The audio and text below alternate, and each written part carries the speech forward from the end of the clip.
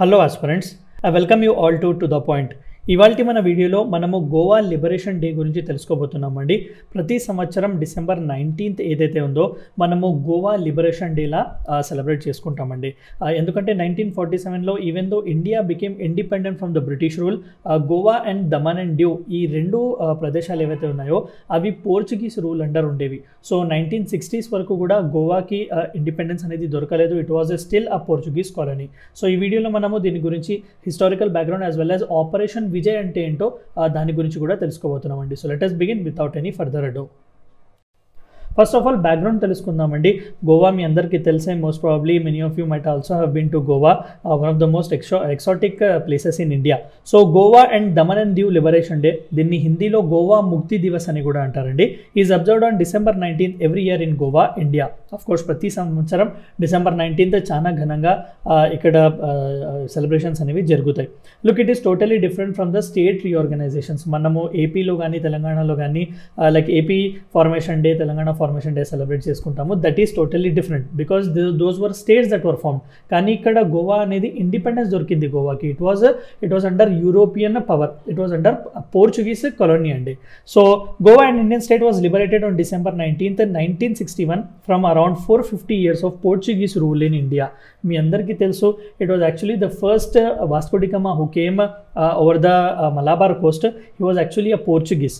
So ఇండియాలో first వచ్చిన వాళ్ళు కూడా పోర్చుగీసేనండి, అండ్ లాస్ట్ వెళ్ళిన వాళ్ళు కూడా పోర్చుగీసే most probably.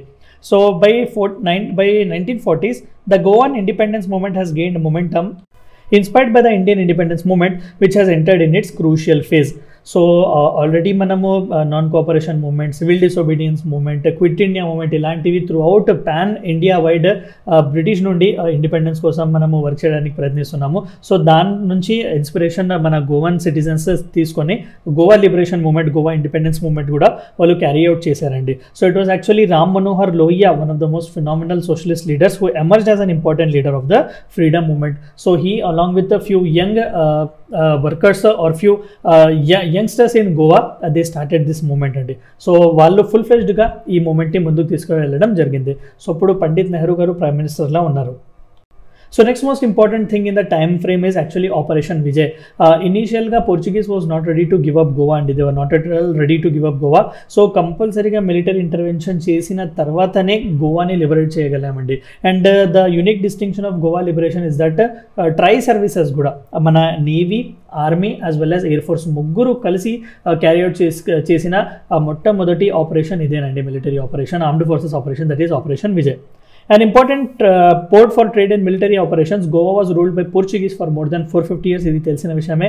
While historically revolts against Portuguese rulers and their policies were recorded in 18th and 19th century too, on June 18th, 1946, the movement of Goa liberation gathered momentum after socialist leader Dr. Ram Manohar Lohia plunged himself into the freedom movement with many young Goans. So this day is now observed as Goa Revolution Day.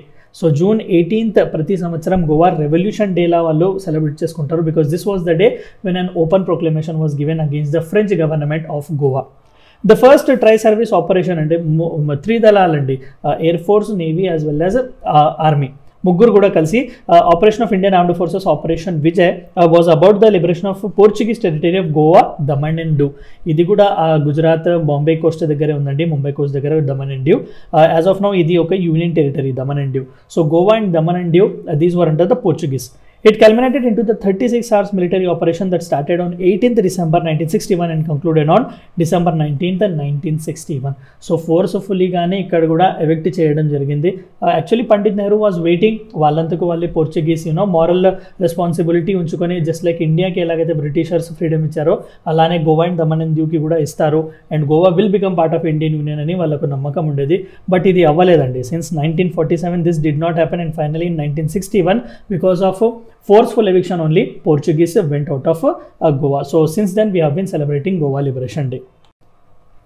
So రీసెంట్గా జరిగిన 2021 Goa liberation డేలో మన prime minister Modi అక్కడికి వెళ్ళారు.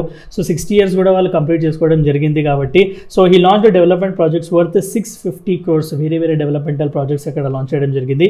He felicitated freedom fighters and veterans of operation Vijay at the function. ఎవరైతే మన armed forces personnel ఈ operation విజయ్లో participate చేసుకున్నారో వాళ్ళకు సన్మానం కూడా చేయడం జరిగింది.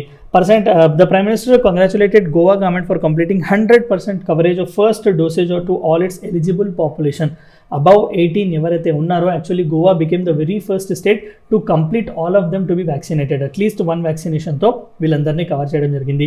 ఈవెన్ జల్ జీవన్ మిషన్లో కూడా Goa has been topping the list, as well as electricity ప్రొడక్షన్లో కూడా ఎలక్ట్రిసిటీ కనెక్షన్లో కూడా Goa has been topping the list. So the prime minister urge the people of the state to set new goals to achieve higher heights. మీరు already మొత్తం నేషన్కి ఒక ఇన్స్పిరేషన్లా ఉన్నారు. You have to go still far more than that.